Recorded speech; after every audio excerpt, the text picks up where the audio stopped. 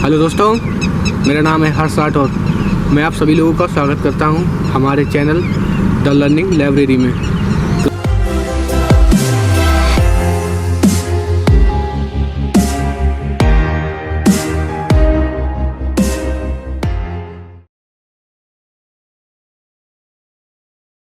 तो दोस्तों, हमारे जितने भी सेक्शंस हैं वो कवर हो चुके, जितने भी उसके आगे की श्रेणी में हम आपको बताएंगे सेक्शन 103।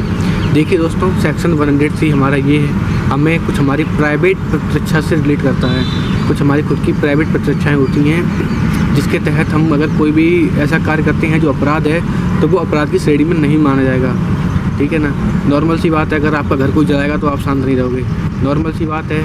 जनरली होता है ऐसा, अगर कोई हमें गाली देगा या मतलब कोई भी हमारे साथ कुछ सपोज करते हैं, अगर किसी के पास रहने के लिए घर नहीं है, अब वो किसी तंबू में रह रहा है, तो अगर उसके साथ कोई उसके जला रहा है या फिर कोई भी ऐसा कार्य कर रहा है जिससे उसका जो बना बनाया घर है वो ख़राब होगा, टूटेगा, डेमोलिश करेगा उसे, तो वो शांत नहीं रहेगा।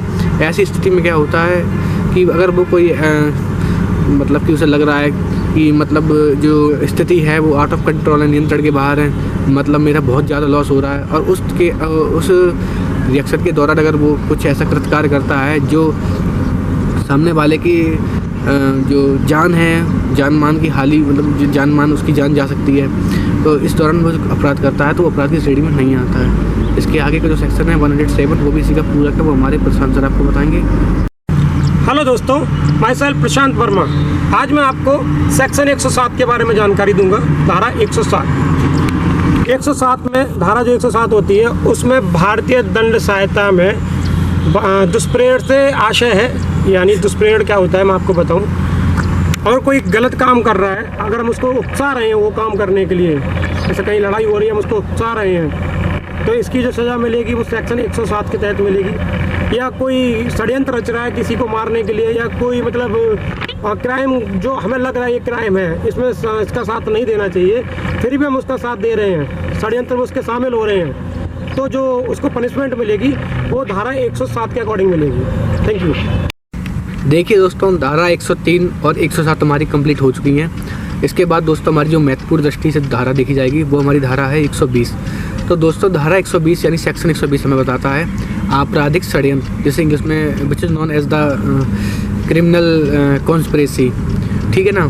तो 120 में इसके दो भाग बताए गए हैं। इसका पहला भाग है 120 का, जिसे इंग्लिश में 120A बोल सकते हैं, और एक है 120 का, जिसे 120B बोल सकते हैं। तो दोस्तों 120 हमारा जो का है, जो 120A है, उसमें हमें ये बताया गया है अपराध करने के लिए यदि कोई अभियुक्त अपराध करने के लिए राजी ही अगर होता है, सिर्फ अगर वो अपना कॉन्सेंट हो जाता है ना, कॉन्सेंट मतलब उसकी सहमति बना लेता है कि हम ये कार्य अपराध करें, कि हम राजी हैं अपराध करने के लिए, तो ऐसी परिस्थिति में, ऐसी स्थिति में उसे दंड मिलेगा, वो दंड का पात्र है।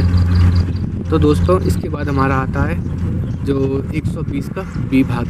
120 का धारा बी भाग जो बताता है उसमें हमें ये बताया गया है कि हमारी जो क्रिमिनल कॉन्स्पिरेसी है उसके लिए क्या दंड होना चाहिए, किस तरह से दंड होना चाहिए, उसके बारे में जो भी कुछ बताया गया है वो हमारा सेक्शन 120B में बताया गया है। ठीक है दोस्तों, आगे की जो धारा है वो हमारे सर लेंगे आपके साथ।